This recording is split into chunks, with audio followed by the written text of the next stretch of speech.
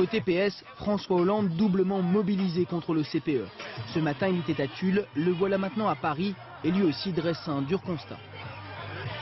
68% des Français ne veulent pas du CPE, beaucoup sont dans la rue aujourd'hui, le Parlement n'a pas pu s'exprimer vraiment, les partenaires sociaux sont contournés. Bon, le mieux c'est d'arrêter pour le gouvernement, parce qu'ici ça va continuer.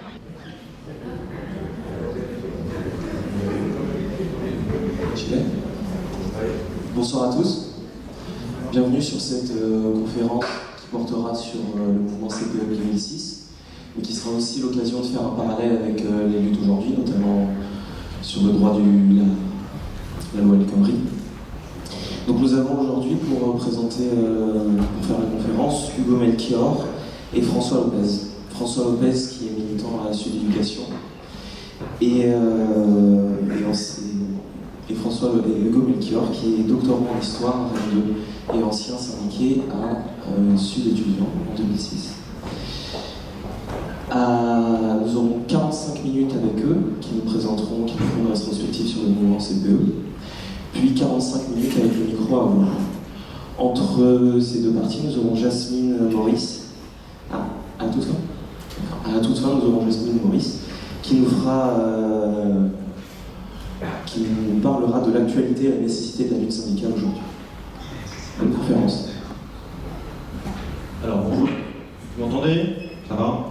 Alors, pourquoi on avait choisi d'organiser cette conférence? C'était en fait avant l'annonce de la réforme du Code du travail. L'idée était déjà à l'époque de faire une sorte de partage d'expérience sur une lutte qui pour nous paraissait exemplaire par bien des aspects. Et donc, on pensait que 10 ans après, notamment ici à Rennes 2, parce que ça avait été l'épicentre et puis l'origine du mouvement CPE, ça me paraissait important de réveiller ce souvenir-là. Et on a été quelque part un peu dépassé par l'actualité, et c'est vrai qu'aujourd'hui, le souvenir de ce mouvement anti-CPE prend une toute autre dimension, vu le contexte. On y reviendra, je pense, à la fin de notre intervention, mais on va quand même, avant de parler d'actualité, essayer d'évoquer ce mouvement anti-CPE, et notamment ici, à Rennes.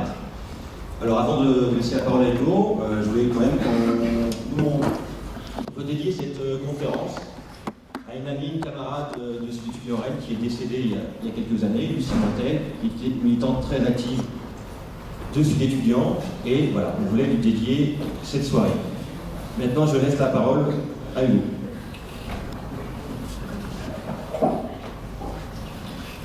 Merci à tous et à toutes d'être venus. On va commencer tout de suite par une petite mise en contexte, donc revenir 10 ans auparavant. Et dans ce contexte, c'est d'abord l'intense rivalité entre Nicolas Sarkozy et Dominique de Villepin. Donc Dominique de Villepin, Premier ministre de Jacques Chirac, a remplacé Jean-Pierre Raffarin après le non au traité constitutionnel européen de mai 2005. Donc Premier ministre depuis déjà quelques mois, et qui est en rivalité avec Nicolas Sarkozy, qui à ce moment-là est président de l'UMP et également ministre de l'Intérieur.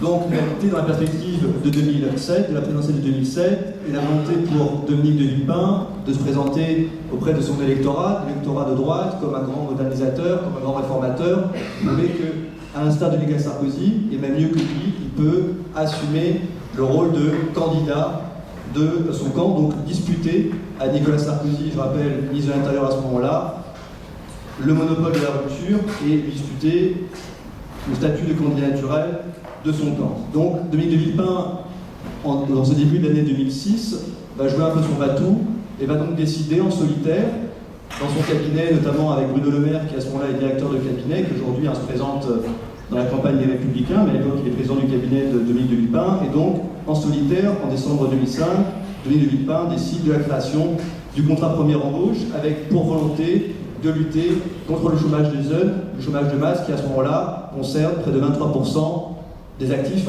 de moins de 25 ans.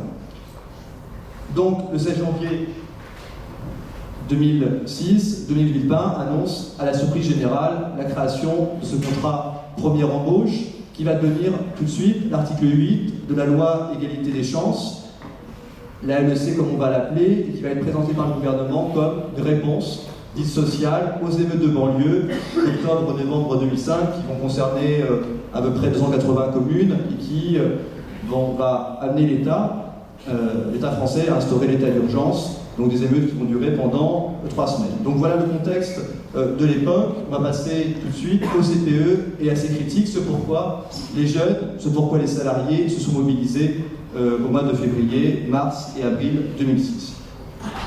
Donc, encore une fois, il faut le rappeler, Dominique de Villepin a créé le CPE à la surprise générale. Il n'y a pas eu du tout de concertation avec les partenaires sociaux, ni les syndicats de salariés, ni le MEDEF ou la CGPME. Donc, il met vraiment tout le monde devant le fait accompli. Donc, enfin, là, il y a une sorte de consternation de la part d'organisations syndicales. Qu'est-ce que c'est le CPE?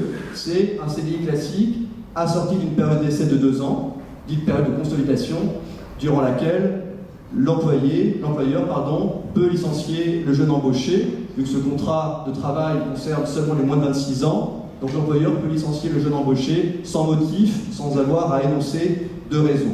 Donc l'employeur peut licencier sans préavis, du jour au lendemain, sans avoir même à organiser un entretien pour justifier ce pourquoi il licencie ce jeune salarié. Le CPE, à ce moment-là, c'est un peu, vous voyez, le petit frère d'un autre contrat qui va être créé à l'automne, au mois d'août 2005, qui est le contrat nouvelle embauche. Donc c'est la même chose, les mêmes caractéristiques, CDI, 2 ans de période d'essai, durant laquelle l'employeur peut licencier le salarié sans motif, à la différence près que le CPE concerne exclusivement les moins de 26 ans, alors que le CNE, un contrat nouvelle embauche, concerne les entreprises de moins de 20 salariés. D'accord? Donc la différence est à ce niveau-là, mais les caractéristiques sont exactement les mêmes. Donc vraiment dans cette continuité-là, et le postulat fondamental sur lequel repose le contrat première embauche, ce pourquoi il a été créé, et les arguments des partisans de ce contrat première embauche, c'est de dire il y a une peur chez les employeurs de l'embauche, il y a une sorte de blocage de psychologie, donc il faut donner envie aux employeurs d'embaucher, et pour ce faire, leur proposer un contrat de travail ultra flexible, ultra précaire, pour qu'ils aient envie d'embaucher. C'est le même argument aujourd'hui qui est tenu pour le Code du travail, considéré comme trop rigide, pas assez souple, et c'est pour ça que les employeurs n'embauchent pas, et c'est pour ça qu'il y a du chômage de masse en France. Donc finalement le CPE il est présenté comme un mal nécessaire. On peut reprendre Édouard Balladur qui à ce moment-là dit mieux vaut offrir aux jeunes un CPE, même si c'est un emploi précaire, même si c'est un contrat précaire, que pas d'emploi du tout. Donc la précarité au travail, ça va être toujours mieux que le chômage. Ça c'est l'argument qui est avancé par les néolibéraux et par les partisans du contrat première embauche. Donc, si les jeunes veulent être plus employables, s'ils veulent être embauchés, il faut qu'ils acceptent plus de précarité, et le CPE en est une.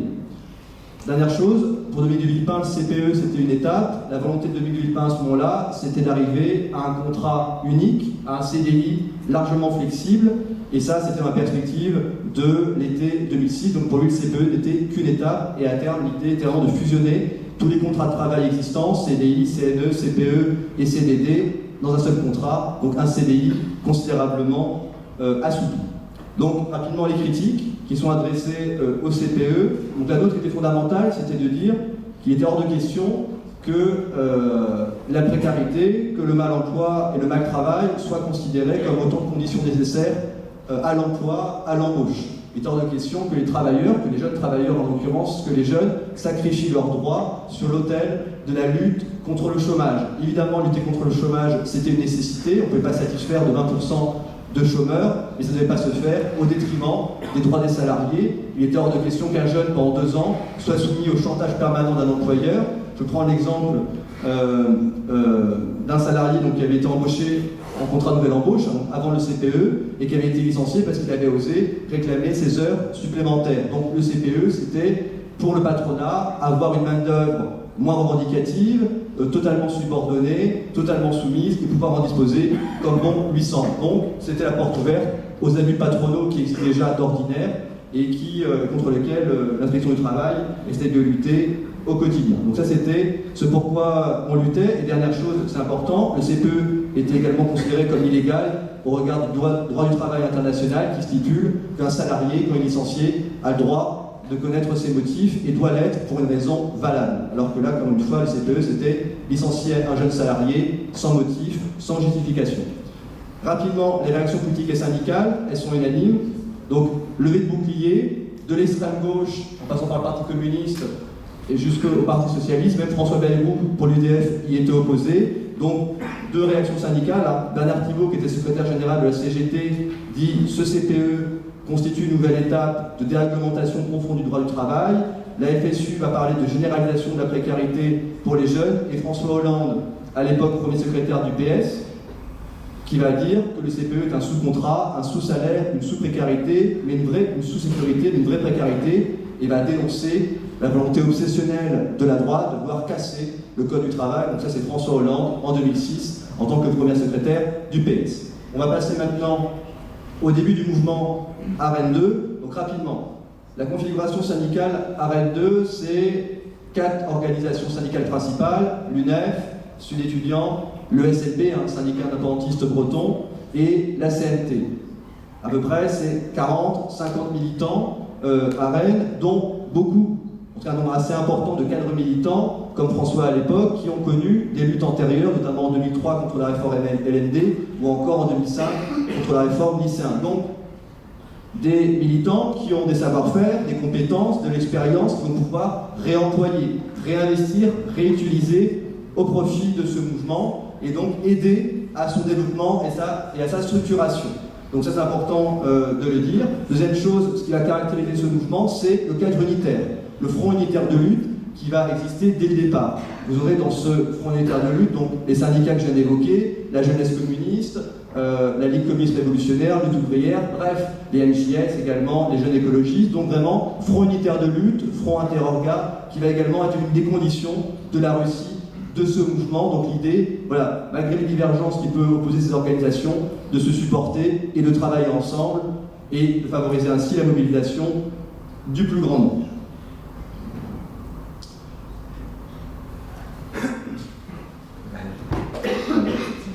Ce qu'il veut dire, c'est qu'il y a 3 semaines qui vont s'écouler entre le moment où Dominique Villepin annonce la création du contrat de première embauche le 16 janvier et l'Assemblée générale qui va voter la première fois la grève des cours le 7 février. Entre-temps, vous allez avoir 3 AG qui vont être appelés par l'intersyndicale, qui vont réunir entre 300 et 400 personnes. Donc, mobilisation quand même assez relative, assez faible. Vous allez avoir également des manifestations qui vont réunir à peu près le même nombre de personnes. Donc voilà, mouvement qui s'est fait par étapes, graduellement, et pendant ces 3 semaines, les organisations syndicales et politiques que j'ai citées vont mener un travail intense de conscientisation, d'information auprès des étudiants. Donc il y a tout ce travail préparatoire qui a été fait et qui aura permis la mobilisation au moment venu du plus grand nombre. Donc voilà, et on va arriver au moment tournant de l'histoire du mouvement du CPE à RS2 et à l'échelle nationale, c'est le fameux mardi 7 février 2006. Pour la première fois, la grève des cours, qu'on appelle plus communément la grève avec blocage, va être inscrite à l'ordre du jour et soumise au vote des étudiants présents à l'Assemblée générale. Le 7 février, vous allez avoir la première journée de mobilisation nationale qui va rassembler entre 300 000 et 400 000 personnes. Et à Rennes, vous allez avoir près de 10 000 étudiants et lycéens qui vont se mobiliser. À la suite de la manif, vous allez avoir une nouvelle Assemblée générale, donc c'est la 4e, qui va se réunir dans l'amphi Chateaubriand et qui là va rassembler près de 1000 étudiants. À ce moment-là, les organisations de lutte, notamment Sud étudiants, vont pousser pour que la grève des cours soit inscrite à l'ordre du jour, considérant que là, il fallait faire une sorte de pari politique et demander aux étudiants s'ils étaient prêts à recourir à la grève avec blocage. C'est ce qui va être fait. Et à la suite de l'Assemblée générale, vous allez avoir ce vote vers 17h30 devant les marches GOLB où il va être décidé de la suspension de l'ensemble des enseignements jusqu'au lendemain où la grève sera à nouveau revotée, encore le jeudi et encore le lundi suivant. Donc 4 fois, la grève des cours sera votée en une semaine pour à chaque fois réaffirmer la légitimité démocratique du vote. Donc en votant, il est décidé que l'ensemble des enseignements soient suspendus, à l'exception du CAPES de la grève, et la BU pourra également rester ouverte. Donc c'est bien la fonction éducative de l'université qui est suspendue à partir de ce moment-là, et elle sera sans discontinuer pendant près de 10 semaines. Une fois la grève advenue, vous allez avoir, François vous le montre, un déménagement de l'université qui va s'opérer sous la houlette notamment de ces cadres militants que j'ai évoqués. Donc prendre les chaises, prendre les tables pour ériger des piquets de grève à l'entrée des bâtiments pour que la grève des cours soit effective dès le lendemain matin. Marc Gontard, qui était président de la fac à ce moment-là, donc nouvellement élu, va prendre position en faveur du mouvement, et si évidemment il ne va jamais pouvoir cautionner du fait du statut qui est le sien la grève des cours, il va en tout cas laisser faire et ne va pas chercher à tuer dans l'œuf la mobilisation en recourant par exemple à une fermeture administrative ou en envoyant les forces de l'ordre, ce qui sera amené à faire dans les mouvements suivants. La question qu'on va se poser maintenant rapidement, c'est pourquoi cette grève des cours, pourquoi à un moment donné des étudiants ont décidé de suspendre la normalité universitaire et de suspendre par là même la fonction éducative. Il faut savoir que cette question-là, celle qui a principalement cristallisé les tensions au sein de l'université pendant ces semaines. La majorité des étudiants, voire très grande majorité des étudiants présents à Rennes 2 étaient opposés, quasi unanimement opposés au contrat de première embauche. Par contre, la question des modalités d'action, comment on fait pour lutter contre ce mouvement et est-ce qu'on est prêt à renoncer à aller en cours temporairement pour cela, cette question-là qui va cristalliser les tensions. Ce qu'il faut rappeler d'abord, et là c'est un peu l'historien qui parle, je me permets, que cette grève à Rennes 2 en 2006, elle n'était pas inédite. Vous avez eu des mobilisations des jeunes dans les années 70, 80, 86 avec le mouvement de Vaquet, 94, 2003, François y a participé contre la forme LND. Ce n'est pas la première fois en 2006 que des étudiants à Rennes 2, qui a été créé en 69, décident de recourir à la grève des cours, donc c'est important de le dire. Ce qui est important de dire également, c'est que la grève des cours, une fois qu'elle a été votée, va être reposée, va être soumise au vote à chaque assemblée générale. À chaque fois, les étudiants présents vont avoir la possibilité de s'exprimer à nouveau. Encore une fois, la volonté de réaffirmer la légitimité démocratique de l'assemblée générale. Pourquoi est-ce qu'on vote l'assemblée générale? Pourquoi est-ce qu'on vote la grève des cours? Un argument principal, c'était l'idée qu'il était pour nous jugé difficile de concilier tant des cours et tant de la lutte, qu'à un moment donné, il fallait prioriser, il fallait faire un choix, et que le quotidien ordinaire d'un étudiant est incompatible avec un engagement plein et entier au sein d'une mobilisation. Par contre, et c'est important de le rappeler, il n'a jamais été question pour nous de faire de la grève des cours, de la grève avec blocage, une loi automatique, une loi systématique, une sorte de loi des reins, une sorte de modèle universel qu'il faudrait appliquer mécaniquement, indépendamment du contexte, des circonstances ou des rapports des forces à l'échelle de la fac ou au niveau national. Pour nous, ça a toujours été considéré comme une possibilité, une modalité d'action parmi un champ des possibles qui nous permettait d'agir en conséquence. Donc, encore une fois, de ne pas en faire une loi systématique et toujours poser la question de l'opportunité d'y recourir à un moment donné, selon les conditions réunies ou pas. Mais en tout cas, c'était une condition de possibilité pour mobiliser largement. Donc l'organisation de la grève à Rennes 2. Donc, ce qu'il faut bien voir, c'est que... Donc, je vais un peu accélérer. Donc, avec l'avènement de la grève à Rennes 2, vous allez voir un processus de décloisonnement, de désegmentation qui va se faire et qui va permettre l'avènement d'une communauté de grévistes. Ça veut dire des étudiants qui d'ordinaire ne se fréquentent jamais, qui sont d'histoire, de LEA, en géographie, en arts plastiques, en histoire, et qui là, à la faveur de la grève des cours, vont se rencontrer, vont constituer une sorte de front unitaire à l'échelle de l'université. Dans cette communauté de grévistes actifs, ça veut dire les étudiants grévistes qui venaient au quotidien à la fac, elle va rassembler à peu près entre 300 et 400 personnes. Au sein de cette communauté de grévistes, vous allez avoir des militants syndicalistes et politiques, donc jeunesse communiste, Ligue communiste révolutionnaire, jeunes écologistes, MJS, donc l'ensemble des tendances des gauches va être représenté, donc encore une fois à 40-50 personnes. La grande majorité des étudiants grévistes actifs seront des étudiants non organisés, non encartés, pour qui c'est le plus souvent la première fois qu'ils se mobilisent et qui connaissent un engagement militant, en tout cas un engagement politique à la faveur de ce mouvement.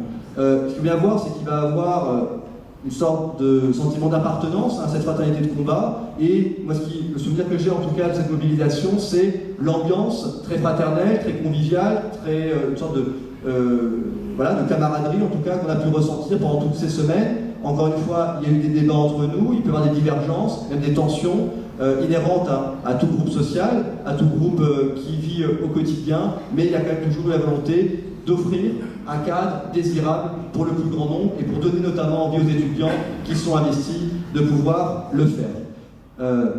Le hall B, rapidement, donc le hall B, ça a toujours été le QG de la grève. C'était le cas pour toutes les mobilisations étudiantes depuis 1969. C'est là où se rendaient les étudiants grévistes le matin quand ils voulaient aller au piquet de grève. Moi, je prenais le métro, j'arrivais à la fac, il y avait une sorte de bureau, les étudiants m'attendaient, donc c'était vers 6h, 6h30, et je demandais en quoi je pouvais être utile et on m'indiquait sur quel piquet de grève je pouvais aller, donc on m'indiquait le bâtiment où je devais me rendre. Donc ça a vraiment été le hall B, le lieu qui va symboliser la permanence de la grève, la permanence de la lutte en interne et également vis-à-vis de l'extérieur. C'est là où les étudiants grévistes venaient se restaurer, venaient débattre, venaient se reposer, s'organiser et également faire la fête le soir.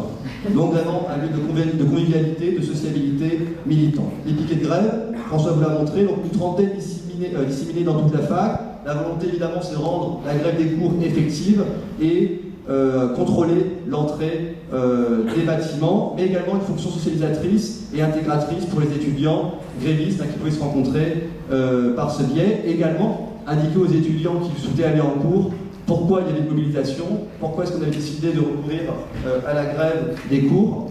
Donc c'est aussi par ce biais-là qu'on a pu récupérer des gens. Moi j'ai mon ancien ami qui arrive un matin au début du mouvement et qui ne savait pas trop ce qui se passait, qui ne savait pas que la fac avait été bloquée. Elle arrive, on lui dit les cours ne se tiennent pas, et c'est à la faveur de la discussion qu'elle a basculé et qu'elle a franchi le Rubicon de l'engagement. Donc c'était aussi une manière de communiquer. Les assemblées générales. Les assemblées générales, donc, elles se réunissaient à peu près une fois, jusqu'à 2 fois par semaine. L'idée, c'était vraiment de réunir le plus grand nombre, de créer les conditions de l'implication du plus grand nombre des étudiants. Elles rassemblaient généralement entre 2000 jusqu'à 3-4 000 personnes. L'idée, c'était que tous les étudiants qui le souhaitaient, indépendamment de leurs idées, indépendamment de leurs convictions, pouvaient y prendre part et pouvaient évidemment s'exprimer. Donc, les caractéristiques des AG, c'est qu'elles sont souveraines. C'est-à-dire qu'elle dispose d'un pouvoir décisionnel à l'échelle de la fac, notamment la question de la grève des cours.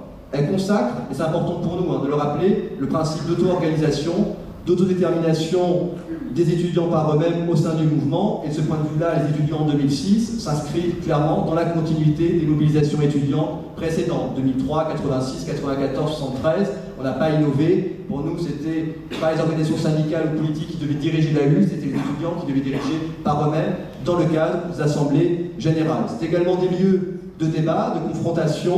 Donc ce n'était pas des lieux policés, aseptisés, c'était de la politique, comme vous pouvez voir à l'Assemblée nationale. Donc effectivement, il pouvait y avoir des invectives, des insultes, encore une fois. Il y avait des enjeux politiques importants, donc c'était pas bisounours pour employer ce terme-là. Les règles de l'AG rapidement. Donc il y avait un bureau d'AG composé d'un président et de 2 assesseurs. Elle était censée respecter le principe de la règle majoritaire. Chaque étudiant avait une voix. Elle se faisait à main levée. Encore une fois, n'importe qui, même pas inscrit à Rennes 2, pouvait prendre la parole en assemblée générale. Les enseignants pouvaient prendre la parole en assemblée générale, les salariés également. Par contre, il était demandé que pour les votes, seuls les étudiants de Rennes 2 y prennent part. Encore une fois, tout le monde pouvait prendre la parole pour donner son avis sur la situation, pour faire des propositions également, et demander à ce que les propositions soient soumises au vote de l'Assemblée générale. Enfin, le temps de parole était limité pour permettre au plus grand nombre de le faire. Ce qui fait que pendant le mouvement, vous allez avoir plusieurs dizaines d'étudiants et étudiantes qui vont prendre la parole, même si évidemment les militants politiques et syndicalistes seront surreprésentés. Et enfin, dernière chose importante, le vote se faisait toujours à main levée, parce que pour nous, il était hors de question que le temps de la que le temps du débat et d'échange d'arguments soit séparé physiquement et temporellement du temps de la délibération. Donc c'était ceux qui avaient pris part à l'Assemblée générale qui devaient décider collectivement ensuite des votes et de ce qu'ils allaient décider. Donc stratégie des actions.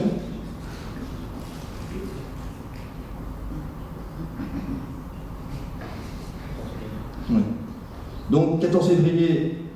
Donc, pour finir, journée de mobilisation le 7 février, les syndicats, l'intersyndicale qui rassemble l'ensemble des organisations de salariés, plus l'UNED, plus la Confédération étudiante, plus l'organisation lycéenne, décident d'une nouvelle journée seulement un mois plus tard. Donc 7 février 2006, première journée de mobilisation, Rennes 2 vote la grève, et la prochaine journée de mobilisation, c'est un mois plus tard, qui est prévu, donc après le retour des vacances, le 7 mars. Donc, pour entretenir la conflictualité, pour faire en sorte que la tension ne retombe pas, il a été décidé d'entreprendre une stratégie de la tension, une stratégie qui se caractérise par le recours à des actions radicales qui s'inscrivent la plupart du temps en dehors du cadre de la légalité. Cette stratégie, évidemment, elle ne va pas faire l'objet de consensus, mais bien au contraire l'objet de débats au sein même du mouvement, certains ayant peur que des actions radicales puissent nuire à l'image du mouvement et puissent le décrédibiliser et rebuter, le rendre moins populaire. Mais au fur et à mesure, et notamment le 14 février, donc première action vraiment marquante, à la suite d'une manifestation qui va rassembler à nouveau 10 000 personnes, la gare va être envahie, la gare de Rennes va être envahie pour la première fois, et les rails vont être occupés pendant 1h30. Et cette réussite va réjouir les participants, et ensuite, la plupart des gens vont adhérer à cette stratégie d'action qui n'est pas évidemment opposée aux manifs de masse, mais l'idée était bien d'articuler massification, nombre et radicalité, et ces actions justement de blocage devaient en faire partie. Donc vous avez le 21 février, donc action contre le MEDEF. Le 16 mars, vous allez avoir 150 étudiants, dont François et moi, qui vont profiter d'un montage d'exposition pour envahir l'hôtel de ville et installer leur banderole aux fenêtres de la mairie socialiste. Le maire demandera évidemment l'évacuation des locaux, et on occupera quand même la mairie pendant près de 2 heures. Donc voilà le type d'action auquel on a pu recourir. Et enfin, le 29 mars, les étudiants bloquent la rocade au niveau de la route de Lorient, ce qui a provoqué 40 km de bouchons, et ensuite 2 actions comme les évacuations d'ANPE, et puis également des blocages de magasins, encore une fois, rendre la situation intenable. Donc rapidement, pourquoi recourir à ces actions radicales, et pourquoi ne pas se contenter des seules actions de rue, et donc assumer une forme d'illégalisme. Donc l'idée, c'est bien de faire en sorte que la conflictualité sociale puisse continuer et s'exprimer entre 2 manifestations, que la tension ne retombe pas, qu'il n'y ait pas de pause dans l'affrontement et le pouvoir en place, d'autant plus que Dominique de Villepin, dès le départ, fait preuve d'une intransigeance importante, droit dans ses bottes, comme Alain Juppé en 1995, disant qu'il ne reculera pas. Donc, élargir le répertoire d'action. Encore une fois, les manifs de masse sont nécessaires, mais on considère qu'elles ne sont pas suffisantes, et donc articuler stratégie d'action et manifs de masse. L'enjeu est bien d'harceler le gouvernement, de rendre la situation intenable, et faire en sorte qu'il n'y ait pas d'autre choix que de renoncer, donc perturber la vie sociale à Rennes le plus possible, que tout le monde à Rennes, à l'échelle locale, soit impacté d'une manière ou d'une autre du mouvement. Donc ça, c'était la raison principale de recourir à ces actions. Et évidemment, encore une fois, ces actions radicales avaient évidemment de sens, parce qu'on savait que dans d'autres villes, d'autres étudiants, d'autres lycéens, d'autres salariés menaient des actions équivalentes. Vous prenez ces actions évidemment de manière isolée, n'ont pas de sens, elles sont bien partie intégrante d'un ensemble plus large, et c'est bien ça qui a permis de créer une dynamique victorieuse. Donc après, on est au 7 mars. Bonsoir. Coordination nationale. Donc rapidement, donc on a parlé d'assemblée générale. Donc les coordinations nationales, encore une fois, 2006 n'a rien inventé. Ça a été créé dans les années 70. Donc c'est une sorte de super assemblée générale à l'échelle nationale. Vous allez avoir des délégués, des facs mobilisés qui vont se réunir le temps d'un week-end pour essayer de coordonner, pour essayer de donner une cohérence nationale à la mobilisation et éviter que les universités agissent comme ça de manière isolée, sans lien entre elles. Donc donner une cohérence au mouvement. Donc la première, elle va avoir lieu, et François y a participé, à Rennes, le 18 février 2006. Donc encore une fois, la coordination nationale, elle se veut l'instance, l'organe représentatif et démocratique du mouvement des étudiants opposé au CPE. Encore une fois, comme à l'échelle locale, il n'est pas question de laisser les organisations syndicales et politiques avoir la main mise sur le mouvement et privatiser la direction du mouvement. Encore une fois, ce principe d'autodétermination, d'auto-organisation des étudiants par eux-mêmes qui est consacré. Encore une fois, je finirai là-dessus. La deuxième coordination nationale, elle se passe à Toulouse le 25 février 2006. Et là, vous allez avoir un programme, une plateforme commune qui va être actée et dans lequel on comprend notamment le retrait de toute la loi égalité des chances, dont évidemment, encore une fois, fait partie le CPE. Voilà. Et je finis là-dessus, je les ai à François. Donc, moment tournant aussi, hein, c'est le 7 mars. Donc, Rennes a réussi à tenir la mobilisation. Le 7 mars, ça fait déjà 5 semaines que Rennes est en grève. Le mouvement, pendant ce temps-là, s'est élargi. Et donc le 7 mars, deuxième journée de mobilisation nationale, après celle du 7 février, 160 manifestations dans autant de villes. Et cette fois-ci, non pas 300 000, mais bien 700 000 personnes qui manifestent dans les rues, donc 3 fois plus qu'un mois auparavant. Donc le mouvement, il a réussi son pari, passer le cap des vacances d'hiver. Il sort même renforcé avec le fait qu'il soit toujours dans une phase ascendante à ce moment-là, et je finis là-dessus. 37 universités sur 84 sont touchées, compte seulement 11 le 23 février, et à nouveau à Rennes, vous allez avoir 15 000 personnes qui vont manifester, et pour la première fois, Là, en l'occurrence, elle a débouché à nouveau sur l'occupation de la gare, et cette fois-ci, les CRS interviendront. Alors, on passe du coup au 10 mars, et là, c'est un moment important parce que c'est, on va dire, la nationalisation du mouvement, au sens, en tout cas, où Paris va entrer dans la danse avec l'occupation de la Sorbonne, puis son évacuation dans la nuit du 10 mars. Cela va donner lieu à de violents affrontements, même dès l'après-midi, devant la Sorbonne. Et cet événement-là, qui en soi n'est pas beaucoup plus important que ce qui s'arrête 2, mais ça va avoir un écho médiatique très fort. Évidemment, la référence à 68 est dans les têtes. Et du coup, on est à un moment phare, où en tout cas, le mouvement touche maintenant tout le pays. Toutes les universités sont quasiment en mobilisation. Elles ne sont pas encore toutes bloquées ou toutes en grève, mais en tout cas, la mobilisation s'étend. Alors, je vais revenir sur un événement qui apparaît un peu anodin, qui est celui du 13 mars 2006. Et cet événement-là, il a lieu à Rennes 2. C'est le référendum qui va tenter d'organiser la présidence de Rennes 2 pour ou contre le blocage. Je vous rappelle que la fac est bloquée. La présidence tente, sans l'avis de l'Assemblée générale, d'organiser un référendum pour ou contre le blocage. Forcément, l'Assemblée générale réagit avec vivacité, puisqu'elle refuse que la question de la grève soit décidée par référendum, et encore moins que ce soit la présidence qui décide des modalités du vote de la grève. Donc, on a une bousculade qui va s'en suivre entre grévistes et anti-bloqueurs, et qui va se terminer par l'annulation du référendum. Alors, ça permet de revenir rapidement sur ce phénomène des anti-bloqueurs, dont on a beaucoup entendu parler, on va peut-être de nouveau, je ne sais pas, peut-être qu'on va entendre parler de nouveau, j'en sais rien. Mais qu'est-ce qu'ils disent, les anti-bloqueurs? En tout cas, ils contestent le blocage de l'université au nom de la liberté d'étudier. Donc, ils remettent en question à la fois la légitimité de l'Assemblée générale, ils disent qu'on n'est pas assez représentatif, et puis ils sont également contre le vote à main levée, ils réclament sans cesse le vote à bulletin secret. Alors, il faut quand même distinguer dans ces anti-bloqueurs deux catégories. Il y a ceux qui se disent on est contre le CPE, mais on est contre le blocage. Bon, il y a juste un paradoxe au fait qu'ils passent plus de temps à lutter contre le blocage que contre le CPE, mais bon, ça c'est leur propre contradiction. Et puis vous avez aussi clairement dans ces anti-bloqueurs des gens qui utilisent le prétexte du blocage, alors qu'en fait ils sont des étudiants pour le CPE, défendent cette loi, mais sachant que cette loi est très impopulaire, ils ne vont pas le dire ostensiblement, et du coup, ils vont tout miser sur la question du blocage. Alors vous avez donc des syndicats, syndicats de droite, l'UNI, des collectifs Stop la grève, qui vont jouer ce rôle-là. Alors qu'est-ce qu'ils font les anti-bloqueurs? Ils font des banderoles dans les AG, laissez nous étudier.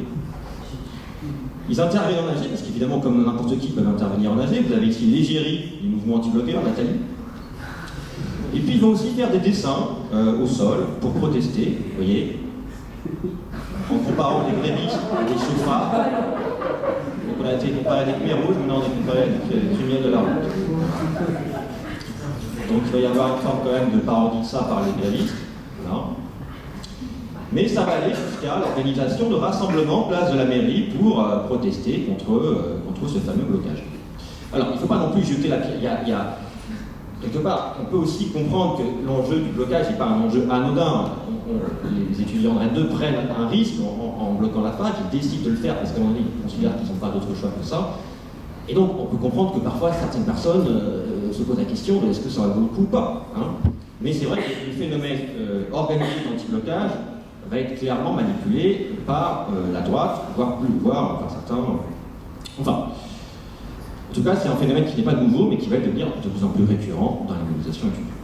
Alors, le 18 mars 2006, on a une troisième journée d'action nationale, appelée par les syndicats salariés et les syndicats étudiants, etc.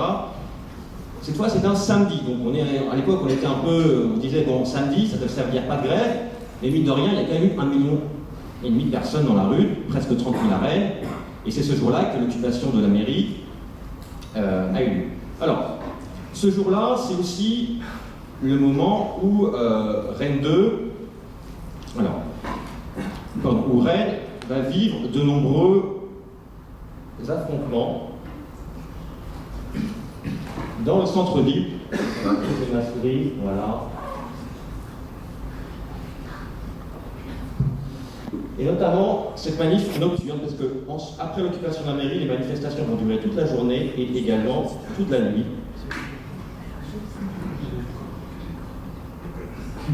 Voilà que ça donne, un petit reportage. Une journée déjà ponctuée de heurts entre casseurs et gendarmes que le défilé a débuté vers 21h30. Les manifestants ont arpenté le centre-ville, faisant étape devant la préfecture de région, le local rennais de l'UMP ou encore l'hôtel de police. Lors du deuxième passage devant la préfecture, certains manifestants alcoolisés se font plus violents, jetant canettes de bière, cailloux et boulons sur les forces de l'ordre. Il y a 2 cocktails Molotov qui ont été lancés sur les forces de l'ordre, ce qui n'est pas acceptable. Et on a pris la décision à ce moment-là de grenader, de charger et de disperser les étudiants, enfin les manifestants qui étaient devant la préfecture. Dernière sommation, on veut faire usage de la force. Dispersez-vous. On est libre de vivre tranquillement et non sous les ordres de gens que nous n'avons pas élus comme vous. Durant plusieurs heures, environ 300 jeunes, le visage masqué par un foulard, ont joué au chat et à la souris avec les CRS et les gendarmes. En plein centre-ville, plus de 200 grenades lacrymogènes ont été lancées par les forces de l'ordre. Mais malgré plusieurs dispersions, les manifestants sont longtemps revenus à la charge. Il y a dedans les habitués du jeudi soir et puis un certain nombre de personnes qui s'y joignent à l'occasion parce que c'est tentant, parce que ça les amuse de se heurter sans grand risque finalement aux forces de l'ordre. Et puis ils sont là, ils en profitent. Les heurts entre jeunes et policiers ont duré jusqu'à 2h du matin et ont entraîné 19 interpellations. Alors voilà, tout ça c'était juste pour vous montrer que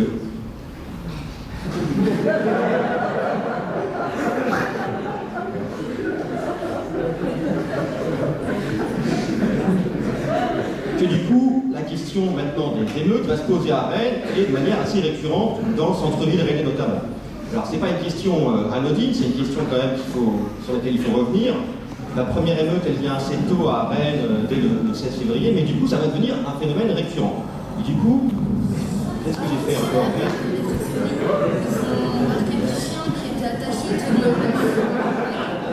Voilà. Bon, donc la question des émeutes, la question de l'usage de la violence, ça va devenir un débat parmi les grévistes et au-delà. Et donc vous avez un débat entre ce qu'on appelle les pacifistes et les non-pacifistes. Alors les pacifistes, au début, ils sont très présents, ils disent que la violence est moralement condamnable, qu'elle nuit à l'image du mouvement, qu'elle le décrédibilise aux yeux de l'opinion. Bon, face à eux, opinion qui est quand même partagée majoritairement, il faut le rappeler. On n'est pas, là je le dis comme ça, mais cette option-là est majoritaire au début du mouvement. Face à eux, certaines personnes expliquent que face à un gouvernement aussi intransigeant et déterminé, peut-être que certains moyens ordinaires de mobilisation ne sont pas suffisants. Et que pour se faire voir et pour se faire entendre dans un univers médiatique qui, quelque part, survalorise les actions spectaculaires, eh bien, peut-être que le recours à la violence, alors quel recours, ça c'est une autre question, il y a des débats encore internes, mais en tout cas, peut-être que ça permet d'instaurer un climat de tension sociale et un climat de tension qui devient peut-être potentiellement tenable pour le gouvernement. Alors, cette opposition pacifiste-non pacifiste, ça va parfois mener à des affrontements même entre manifestants, par exemple quand certains ont dénoncé les casseurs, ont essayé de les empêcher d'agir, vous allez avoir parfois dans les manifestations des affrontements entre les deux. Alors, il n'empêche, au fur et à mesure du mouvement, au fur et à mesure que les gens sont face à la répression policière, que les actions se répètent, que le gouvernement ne lâche rien, eh bien, le mouvement se radicalise, je dirais presque naturellement, et petit à petit, les pacifistes sont presque marginalisés. Le symptôme de ça, c'est que le slogan qu'on entendait dans les premières manifs, « Les casseurs, cassez-vous », disparaît et est remplacé par « Les casseurs, cassez tout ». Donc, évidemment, c'est une image ironique, il ne faut pas exagérer la chose, mais c'est juste pour vous dire qu'il y a la volonté chez les grévistes, pour beaucoup, de refuser la dichotomie entre les bons manifestants et les mauvais manifestants. Chacun reconnaît qu'il y a des modalités d'action différentes et qu'il ne s'agit pas, dans les manifestations, de séparer le bon grain du vrai et qu'il faut maintenir l'unité du mouvement. Et la volonté de maintenir l'unité du mouvement contre certains syndicats ou certains médias qui essayent de séparer les casseurs des gentils manifestants, ça va aboutir par le vote en Assemblée Générale le 23 mars 2006 de cette banderole assez connue qui sera « Nous sommes tous des casseurs », qui va faire débat, mais qui va être votée dans l'Assemblée Générale. Ce n'est pas des personnes qui décident de la mettre, mais elle va être votée. Voilà. Donc, où se déroulent les affrontements ? À Rennes, essentiellement devant l'hôtel de l'UMP, qui devient presque un cri de ralliement. À l'UMP, tout le monde savait ce que ça voulait dire. Donc, devant le local de l'UMP, donc boulevard de la Liberté, donc le long du boulevard de la Liberté, des affrontements très récurrents à l'issue de chaque manifestation, et puis également place de Bretagne. Place de Bretagne. Donc cette fois, j'espère que ça va marcher, je prie pour que ça marche. Je prie, oui, je prie.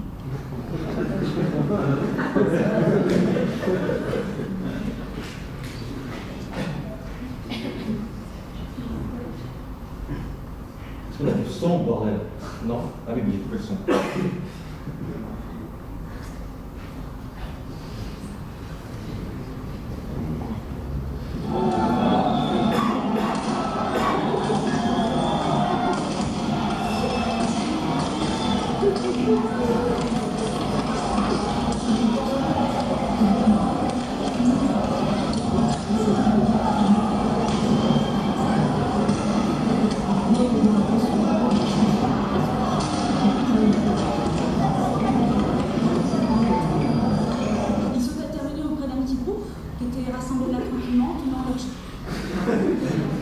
Voilà, donc place de Bretagne, ça va devenir un peu le lieu de rendez-vous des émeutes, entre guillemets, c'est-à-dire à chaque manifestation, il faut bien le dire, les émeutes se concentraient ici, et vous voyez que c'était pas non plus des violences gratuites, parce que c'est quand même beaucoup aussi les agences d'intérim qui ont pris, et parce qu'elles étaient quand même considérées à l'époque comme les principaux responsables de la précarité étudiante. Donc les émeutes vont aller jusque dans le Vieux-Rhin, vous allez avoir une répression policière, il faut bien le dire, notamment de ces fameux policiers de la brigade anticriminalité, la BAC, de nombreux blessés avec le tir de flashball, comme dans beaucoup de manifestations aujourd'hui, de nombreuses arrestations, des comparaisons immédiates, et puis des peines de prison ferme aussi. Alors, donc le mouvement se durcit, et la jeunesse, elle, est toujours autant mobilisée et parvient à organiser une grande journée de manifestation le jeudi 24 mars 2006, et seuls, sans les syndicats de salariés, simplement à l'appel de la Coordination nationale étudiante et des organisations de jeunesse, ont réuni 450 000 lycéens étudiants dans la rue, et pareil, des affrontements éclatent un peu partout dans les manifestations. Le mouvement est vraiment dans une phase ascendante et de radicalisation. Alors, c'est aussi une journée, je le rappelle, où est décidé par la Coordination nationale d'organiser des actions de blocage économique, voies ferrées, rocades, partout dans les villes. Donc là, c'est coordonné de manière à l'échelle nationale des actions de blocage. Et cette fois, pas simplement par les assemblées locales de Rennes, etc. Le point d'ordre du mouvement anti-CPE, l'apogée de la mobilisation, c'est le mardi 28 mars 2006. 4e journée d'action nationale. Cette fois, on atteint les 3 millions de manifestants dans toute la France, plus de 45 000 personnes à Rennes. On avait quasiment jamais vu ça depuis la libération à Rennes. C'est le moment clé où les salariés, cette fois, rentrent véritablement dans la lutte. Nombreux salariés avaient participé aux manifestations d'avant, évidemment, 7 mars, 18 mars. Mais là, on a quand même des taux de grève qui ne sont pas négligeables, mais surtout on a énormément de manifestants dans les rues. Et du coup, c'est l'occasion de revenir un peu sur la question fondamentale pour nous de la relation entre le monde du travail et le mouvement étudiant, parce que c'était quand même une question de code du travail et ça ne concernait pas simplement le monde étudiant.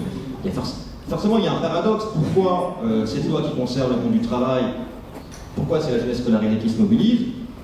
Mais c'est pas simplement parce que le CPE était réservé aux moins de 26 ans, c'est aussi parce que cette réforme arrive dans un contexte où la jeunesse étudiante subit de plein fouet la précarité. Plus de 50% des étudiants sont salariés, et souvent dans des emplois précaires et sous-payés.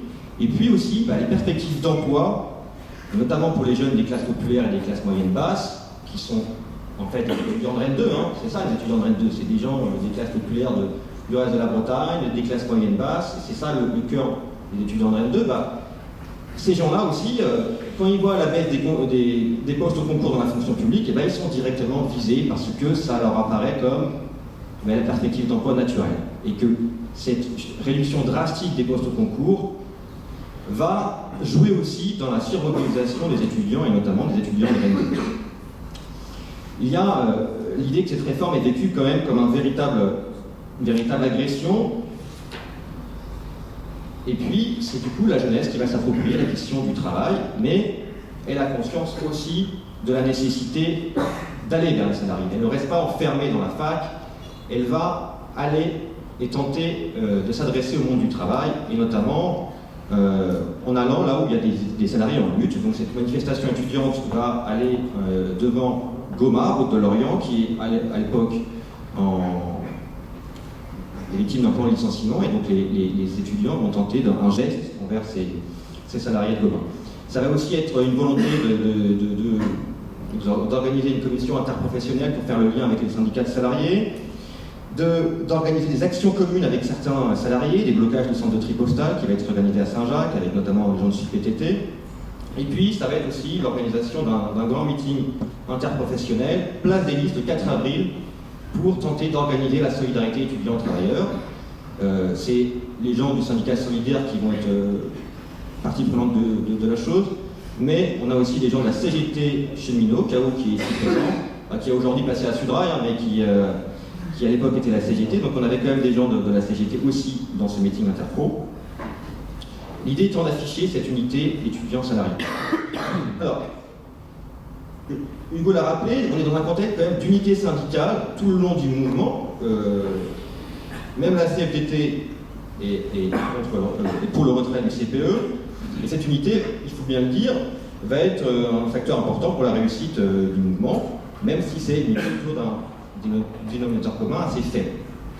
Mais par contre, c'est vrai que ces syndicats de salariés vont être assez frileux à accélérer la mobilisation. C'est finalement devant la forte mobilisation de la jeunesse que les syndicats de salariés vont accélérer le mouvement, et notamment à partir du 18 mars, où là on va avoir une journée le 28 mars, puis le 4 avril, là ça va vraiment s'accélérer, avec des appels à la grève et à la mobilisation, et puis la menace brandie de la grève générale, notamment par Solidaire et aussi par Force ouvrière, vers la fin mars. Les salariés, eux, donc cette menace de la grève générale n'aboutira pas, il n'y aura pas vraiment de grève générale, mais en tout cas elle a été brandie. Donc les syndicats de salariés sont très très mobilisés pour appeler à la mobilisation, et puis dans ces manifestations, donc quand vous avez 3 millions de personnes et 45 000 personnes à Rennes, ça veut dire que vous avez des salariés de tous les secteurs, du secteur privé et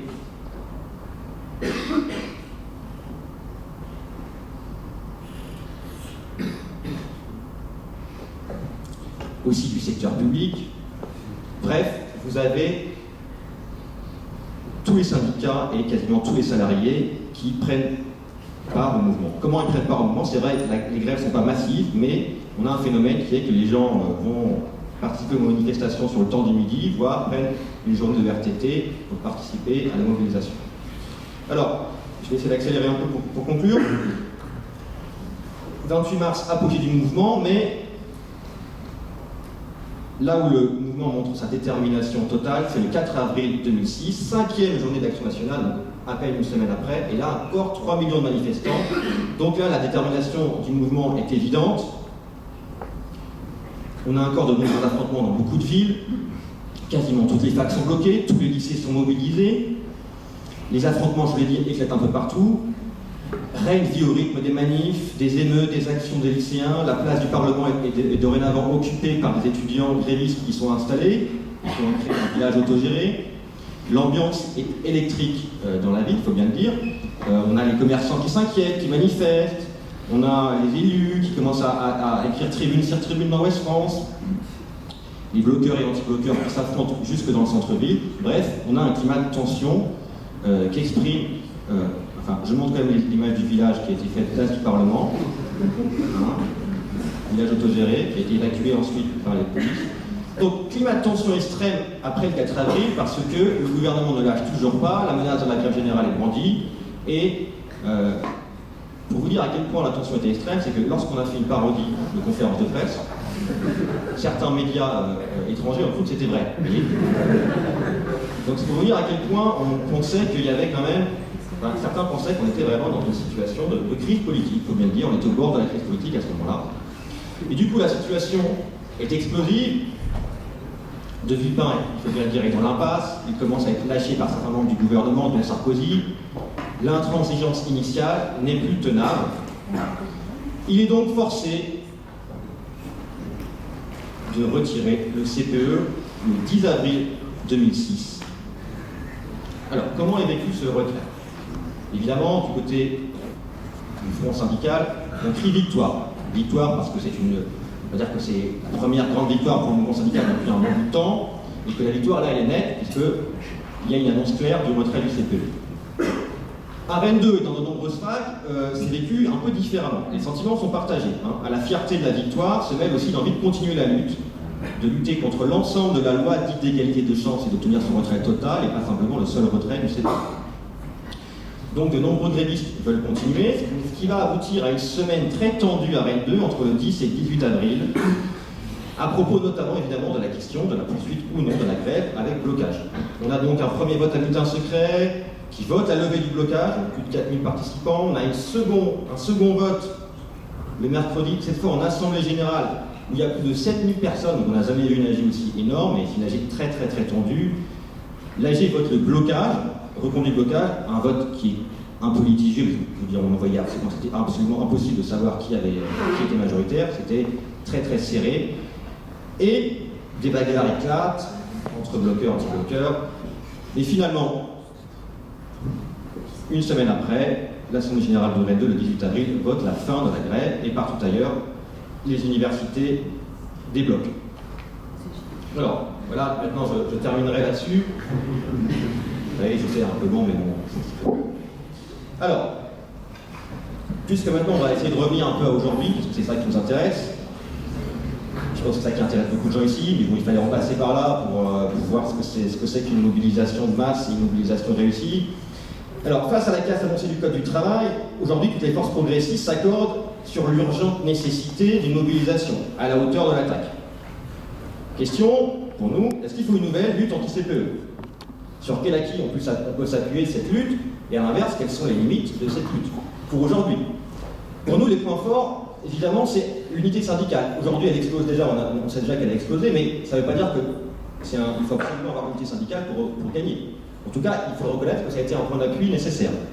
Autre point fort de cette mobilisation, c'est que grâce aux pratiques d'auto-organisation, on a su constituer une communauté de grévistes très soudée, et qui dépassait largement la sphère militante. Là, je parle pour Rennes 2. Et ça, c'est quand même quelque chose de très important. Troisième point, vraiment acquis important du mouvement, l'idée qu'il est nécessaire d'avoir une stratégie d'action et de blocage économique pour entretenir la conflictualité, notamment entre les grandes journées d'action nationale. C'est ça la force des actions, c'est d'entretenir la conflictualité et de la rendre visible dans l'espace public, et que ce soit du coup l'objet d'un débat. Et puis, voilà, ce climat de toujours, lorsqu'on veut gagner, il faut forcer le gouvernement à lâcher. Et pour forcer un gouvernement à lâcher, il faut une situation qui soit intenable. Il faut bien dire que la tension sociale qui a été instaurée par les actions, les émeutes, tout ce que vous voulez, eh bien, à un moment donné, le gouvernement n'avait pas le choix. Il devait se positionner, et à la fin, il a dû baisser le pantalon. Alors, si on s'intéresse aux limites du mouvement, on peut en relever trois. C'est un mouvement qui, c'est vrai, n'a pas su franchir l'étape de la grève générale.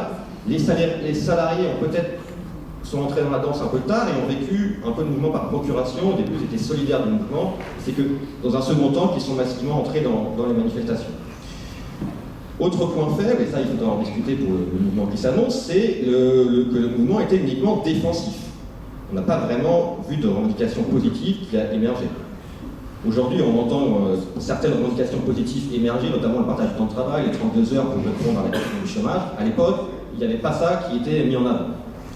Et puis c'est aussi un mouvement qui a bénéficié, il faut savoir, pourquoi le mouvement CPE a réussi, c'est aussi qu'il a bénéficié de conditions très favorables. Tensions au sein de l'exécutif, réformes qui étaient vraiment grossières, on était un gouvernement de droite qui était un peu à bout de souffle, donc tout ça était des conditions favorables pour la mobilisation. Aujourd'hui, la situation est différente. L'unité syndicale, elle a déjà craqué apparemment il y a quelques heures. Le gouvernement dit de gauche va peut-être faire que ça va freiner les plus modérés à rentrer dans la lutte. On a une loi qui touche l'ensemble du monde du travail, pas simplement la jeunesse.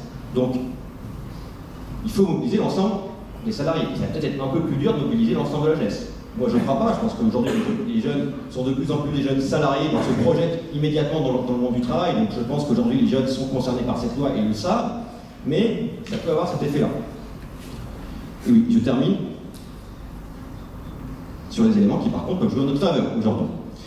Eh bien, cette contre-réforme apparaît comme celle de trop, je pense, notamment cette contre-réforme de Hollande. Aujourd'hui, on voit bien la réaction des réseaux sociaux et sont quand même massivement hostiles à ce projet de loi. La crise interne au sein du PS, les facs qui ne sont pas traumatisés par des mouvements étudiants qui auraient mal tourné, et puis cette mobilisation spontanée des internautes qui quand même est assez inédite et qui augure quelque chose de quand même très positif. Maintenant, la tâche est de convaincre l'ensemble des étudiants d'entamer le processus de mobilisation. Si le souvenir du CPE eh bien, peut permettre de dire que parfois, déterminés et unis, on gagne, eh bien tant mieux. Merci.